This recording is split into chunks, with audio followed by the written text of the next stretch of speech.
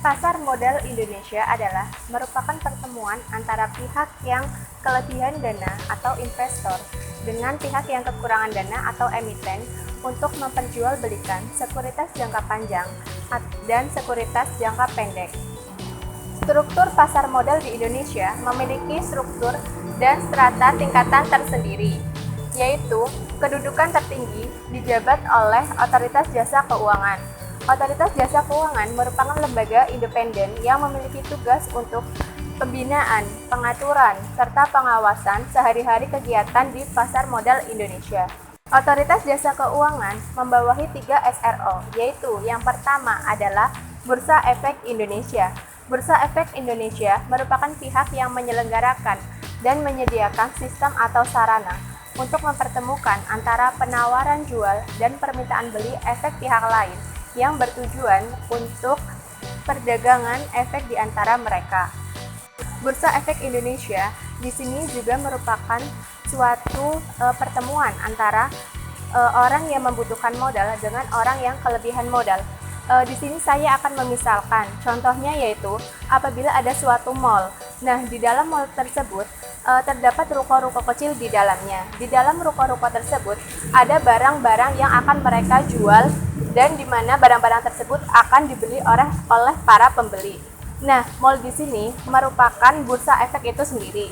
Nah, ruko-ruko yang ada di dalam mall itu merupakan perusahaan efek atau emiten. Nah, barang-barang yang dijual tersebut merupakan saham atau efek. Sedangkan para pembeli yang akan membeli barang-barang tersebut adalah di sini diumpamakan sebagai investor. Nah, investor merupakan orang yang memiliki uang lebih untuk membeli saham tersebut.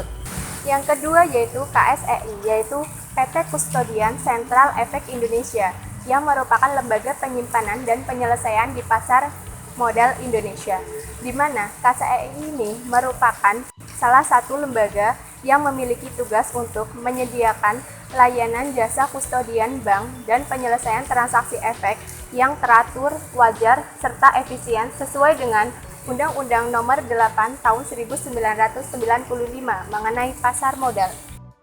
Yang ketiga yaitu KPEI, yaitu PT Clearing Penjamin Efek Indonesia, merupakan lembaga clearing penjaminan, di mana KPEI ini memiliki tugas untuk menyediakan jasa clearing dan penjaminan penyelesaian bursa yang teratur, efisien, serta wajar sesuai dengan peraturan yang telah ditetapkan oleh Otoritas Jasa Keuangan serta Undang-Undang Nomor 8 Tahun 1995 mengenai pasar modal. Perusahaan efek adalah perusahaan yang telah mendapatkan izin usaha dari Otoritas Jasa Keuangan dan melakukan aktivitas kegiatan seperti manajer investasi, underwriter atau penjamin emisi efek, serta perantara pedagang efek atau broker sesuai dengan ketentuan dari Otoritas Jasa Keuangan. Manajer investasi adalah pihak yang kegiatan usahanya adalah mengelola portofolio efek untuk kepentingan nasabahnya. Adapun tugasnya itu adalah mengelola reksadana serta melakukan analisis efek untuk buat investasi. Kedua adalah perantara pedagang efek atau biasa disebut dengan broker, adalah pihak yang melakukan jual beli saham baik untuk kepentingan sendiri ataupun kepentingan kelompok. Ada 2 jenis tipe dari broker, salah satunya adalah anggota bursa dan yang kedua adalah non anggota bursa. Nah, yang ketiga adalah underwriter atau penjamin emisi, adalah pihak yang melakukan kontrak dengan emiten dan underwriter ini adalah menjamin bahwa efek dari emiten tersebut itu bakal terjual, seperti itu.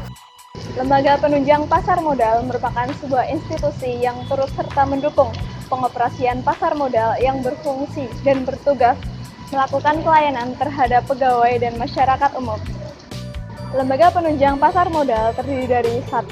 Bank Kustodian, yang kedua adalah Biro Administrasi Efek, yang ketiga adalah Wali Amanat, dan yang terakhir adalah Pemeringkat Efek. Bank Kustodian merupakan bank yang mendapat persetujuan dari Otoritas Jasa Keuangan untuk bertindak sebagai pihak yang memberikan jasa penitipan efek dan harta lain yang berkaitan dengan efek serta jasa lain, terutama dalam pemberian dividen, bunga, dan hak-hak lain. Selain itu, laksanakan transaksi efek serta mewakili pemegang rekening yang menjadi nasabahnya. Sebagai contohnya yaitu Bank BNI, Bank BRI, Bank Mandiri, dan lain sebagainya. Yang selanjutnya yaitu Biro Administrasi Efek. Biro Administrasi Efek merupakan sebuah perseroan yang dapat menyelenggarakan kegiatan usaha berdasarkan kontrak dengan emiten untuk pencatatan kepemilikan efek dan pembagian hak yang berkaitan dengan efek sebagai Biro Administrasi Efek dan memiliki izin usaha dengan Otoritas Jasa Keuangan. Selanjutnya yaitu Wali Amanat. Wali Amanat merupakan pihak yang mewakili kepentingan efek yang bersifat utang atau sukuk untuk melakukan penuntutan baik di dalam maupun di luar pengadilan tanpa surat kuasa khusus. Kegiatan perwali amanatan dilakukan oleh Bank Umum dan pihak lain yang telah ditetapkan oleh peraturan pemerintah. Yang terakhir adalah pemeringkat efek. Perusahaan pemeringkat efek adalah suatu penasehat investasi yang bentuknya adalah perseroan terbatas dan tugasnya yaitu untuk melakukan pemeringkatan terhadap efek. Perusahaan pemeringkatan efek wajib melakukan kegiatan secara independen, bebas dari pihak yang memanfaatkan, objektif, dan dapat dipertanggungjawabkan. Profesi penunjang di pasar modal.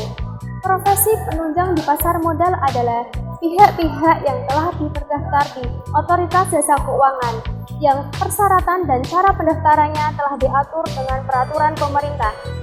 Profesi penunjang di pasar modal terdiri dari akuntan, konsultan hukum, penilai, notaris, dan profesi lain. Profesi penunjang yang pertama di pasar modal adalah akuntan. Akuntan sendiri adalah pihak yang bertugas menyusun, mengawasi, menilai tata cara administrasi di suatu perusahaan atau instansi pemerintah. Seorang akuntan juga dapat membantu emiten dalam proses transaksi di pasar modal pada saat IPO atau penawaran perdana. 2. Penilai. Penilai adalah pihak yang memberikan penilaian atas aset yang dimiliki oleh perusahaan. Penilai sendiri memiliki fungsi dan tugas memberikan penilaian atas aset yang dimiliki perusahaan pada saat IPO atau go public. 2. Memberikan penilaian ulang atau kajian ulang atas aktiva perusahaan. 3. Konsultan hukum.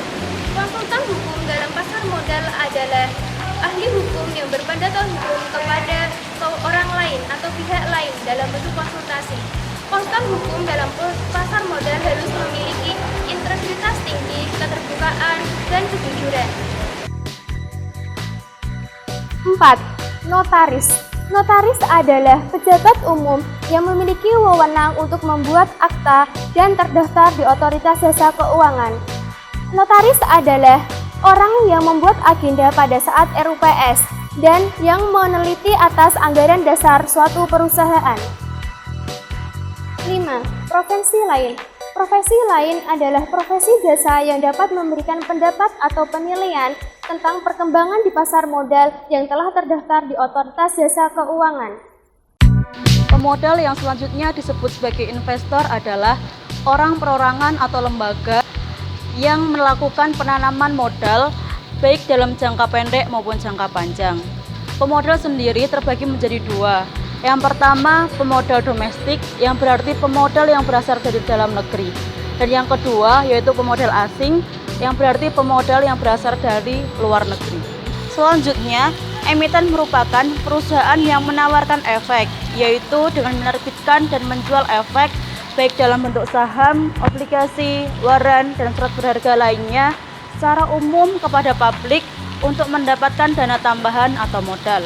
Di dalam emiten terdapat perusahaan publik dan reksadana, di mana perusahaan publik merupakan perseroan yang sahamnya telah dimiliki sekurang-kurangnya 300 pemegang saham dan memiliki dana di setor sekurang-kurangnya 3 miliar.